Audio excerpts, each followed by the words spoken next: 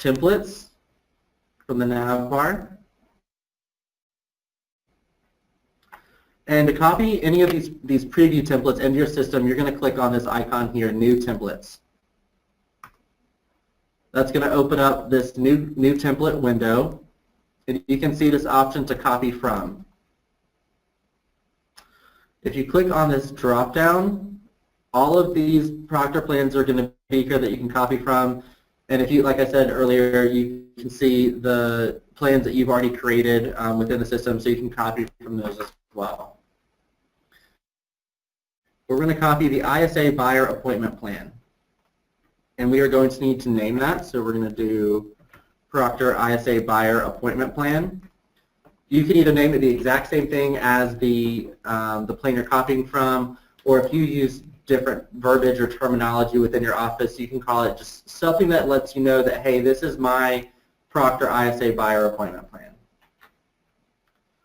The type of plan can either be a build up or a countdown. These have already been built in the type that they are, so we're not going to let you change that because they've already been built how they need to. But basically, like if you're building a plan on your own in the future, build up is there is a start date, and every action happens X number of days after the start. A countdown is there's an end date, and every action happens X number of days before the end.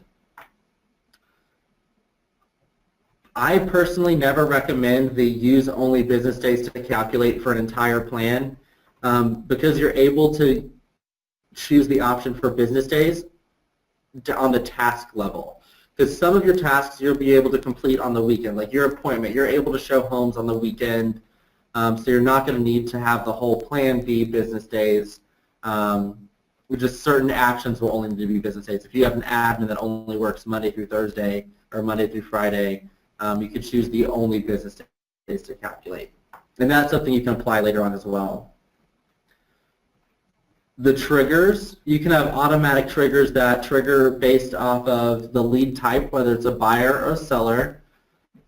It can be done based off of a pipeline stage, whether it's new lead, attempted contact, contacted, so on. You can even do it, trigger it based off of a landing page. So you see the buyer, seller, or buyers with a house to sell. You do source specific based off of a label that you apply, a landing page. So all of these can trigger and kick off a plan. I always advise to apply the trigger after I've gone through and completed the plan and know that I'm ready to activate it. The plan will come through as an inactive plan, but you know technology, something's going to happen. It'll accidentally get activated and you'll trigger off a plan that you're halfway done completing. So I always apply the triggers at the end just as an additional safeguard on my side. So once you've named it and have the copy from, we're going to save it. And this is going to pull us into where we're able to see the plan, add additional actions if we have anything we want to add, and we're able to edit each individual step.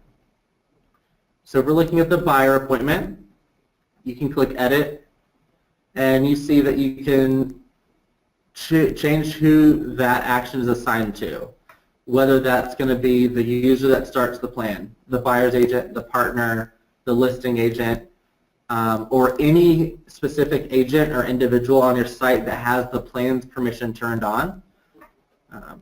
We'll come back to how to turn that on, but that plan's permission has to be on for them to appear in the drop-down of assignment. So the buyer appointment, we are going to do that. We're going to assign that to the user that starts the plan, because I'm assuming that my ISA is going to make it. Right now we don't have the ISA role, so the user who starts the plan is going to be the ISA. Priority is high, normal, low. Right now this changes the color of the plan from high red, normal is green, and low is yellow.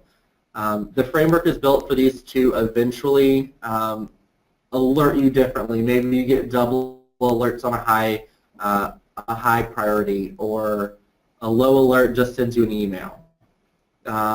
but right now it's only going to change the color so you can visually know that this is an important task. Since this is the first action, we're not going to have an after, and we're not going to have a delay on days. So again, you can see I have the option to check and use only business days to calculate the due date. I'm going to go with my ISA only works business days, so she's going to calculate it that way. And she's going to have 0 days to complete the task, because as soon as I know that I have an appointment ready to go, I want that in the hands of my best buyer's agent that's going to be able to make that close.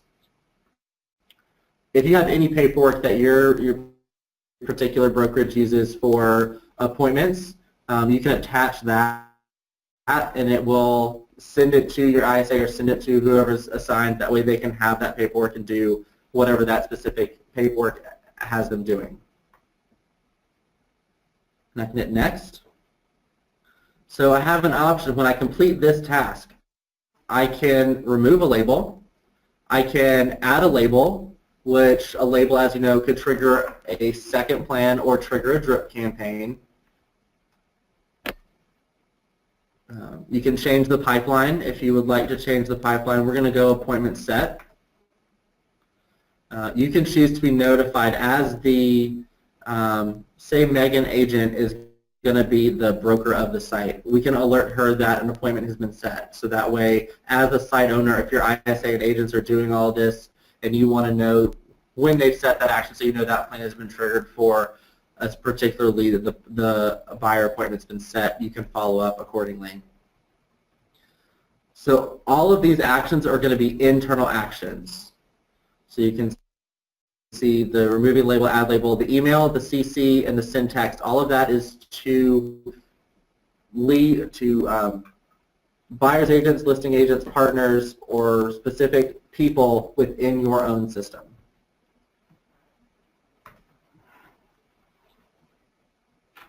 And then you would come in to the second step. We're going to assign this to the buyer's agent, and we're going to make this task, if you see the after action, is going to happen after the first task, buyer appointment. We're going to delay it for a day, and they're going to have 1 day to complete this task.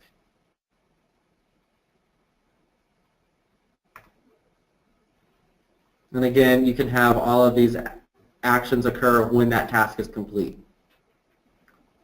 So I just got a question. If plans are set to run to a time frame, how can you edit that time frame mid-plan? So I'm assuming that's for a countdown plan. And basically, if you have a contract to close plan, your contract to close is 30 days, and you set that end date, you set the end date when you start the plan. If for some reason your plan is it's not going to close within that 30 days and you need to change that date, there's an option on that plan to change that due date, and all of the tasks and actions will change their date. They'll filter down to the new appropriate dates. But that will happen on that specific lead, or we can look at live plans to change that.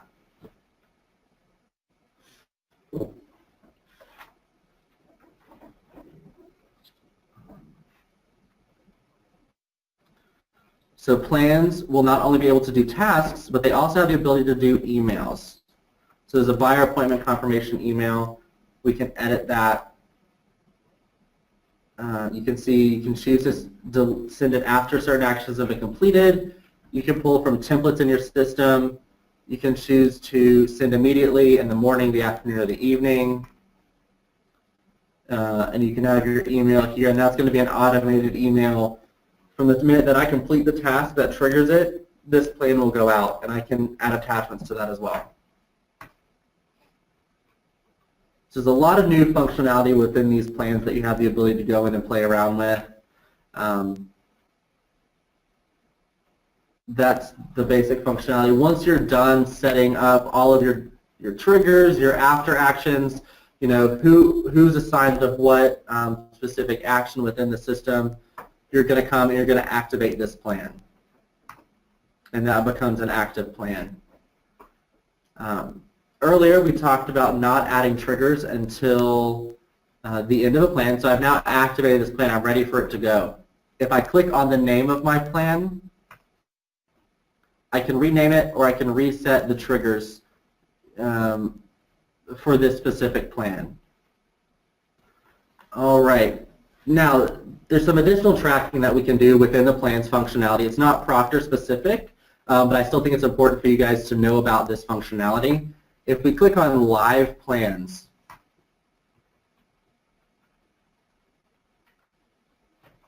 this is going to show me all of the plans that I have active or all the plans I've completed. And you can see it, the plan name, who it's assigned to, what agent is currently assigned to the current task, when it was created, and it'll show me the number of steps completed. So what I'm going to do in a minute is I'm actually going to go apply a plan to a couple leads so this page looks a little more functional. And tasks is basically going to be the same thing as live plans, but it's going to be all of the tasks. It's not broken down into the plan, it's broken down into the individual tasks that you have running in your system. And you can do that active, you can do it future tasks and completed. You can look at tasks that are agent specific. You can look at tasks that are lead specific. You can also look at tasks that are plan specific. So to give you a little more information here, we're going to go to the leads page.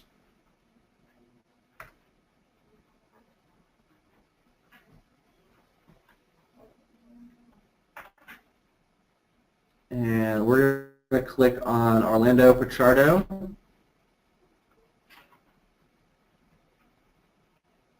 So this is that new details page. So you can see that you have all these actions. You can do new reminder, new note, and if you look all the way to the right, you see start plan.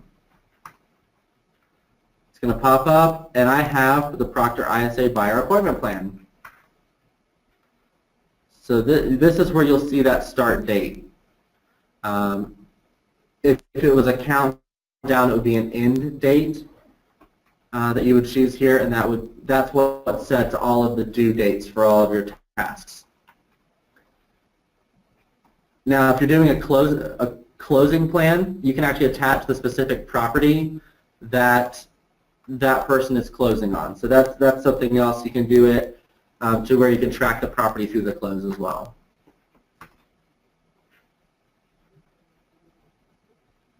Your plan has been successfully added. To review this plan on Orlando, you're going to go to Reminders and Plans. You can see that I have the Proctor ISA plan is here, and I have my actions that are here and when they're completed.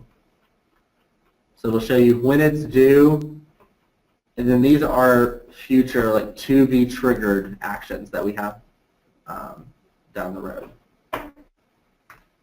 So we'll go through and start just a few more so we can see the real functionality of that plans page. All right. So the question is, what if you already have done a few tasks in a plan series? Can you alter the next task individually for a lead? For example, you're sending a mailing every 30 days, but only now activating the plan. The next mailing is due in 7 rather than that full 30. How can you go back to the old leads to alter the next task of 7 days, but only for that select lead? So we'll start this plan for Kelly Who.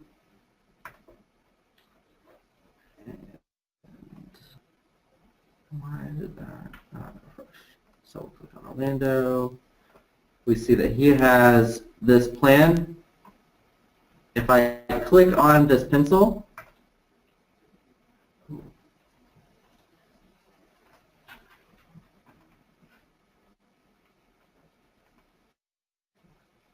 okay, not the pencil, but if you actually click on the blue the due date, it'll pull up who the agent's assigned to and when it's due. So if this is really supposed to be, due the 25th, I can click on the 25th and hit save. and that's going to update my due date. All right, someone says, how do you test your plan before they're active? The best practice on that would be to create a test lead in your system, whether it's with a personal email, or if you look at our email addresses right here that says orlando.pachardo plus gothamtest@commissionsinc.com, this is basically making an extension of our email. So you could do your personal email and just add plus test at gmail.com or at kw.com, and that way you don't have to check multiple inboxes. You're still able to use it as a test email address and still receive everything in the same inbox. So basically you're going to create a test lead, don't set up the auto triggers, and put it through that way so you can see how everything applies out. There's not really another way that I know of at this time to test your plan before they're active, but what we'll do is I'll go ahead and take your information down, Rhonda, double check that, and we can let you guys know. Okay. All right. Now that we have a few plans active, I'll show you guys the real functionality of the plans, the live tasks section. So now you can see, each plan that I have active, who the lead is, who the current task is assigned to, when I created it, the number of steps completed, and I can automatically complete a plan from here. Right now, there is not a way to delete a plan from a lead. You just have to complete that plan. When you mass complete a plan, all of those emails and all the triggers and everything that are set up, they do not go out. So if you have a 30-step plan that has 12 emails and 2 text messages and all this other stuff, you can complete that plan. You don't have to worry about all of that sending out to the lead, but it does allow you to remove all of those tasks from yourself. Right now there's not a delete option. I believe they're investigating what that would take to get done. So that's the live plan section, so you can see all of that. And again, if you click on the tasks icon,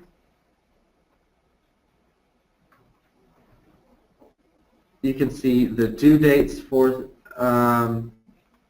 plans. You can look at future triggered actions, and I can look at completed. I can look at who's assigned. You can look at the specific lead. You can look at the specific plan. So if I have 12 ISA buyer appointment plans running and I don't want to jumble through the 10 other plans that I have running in my system to see the tasks that are on the appointments, I can click on the individual plan that I have running and see just the tasks that are within those plans on those leads. So there's a lot of tracking functionality that you can get done here as well. So that is a good overview and dive in. I know as you guys jump in and play with it, you're going to have additional questions pop up.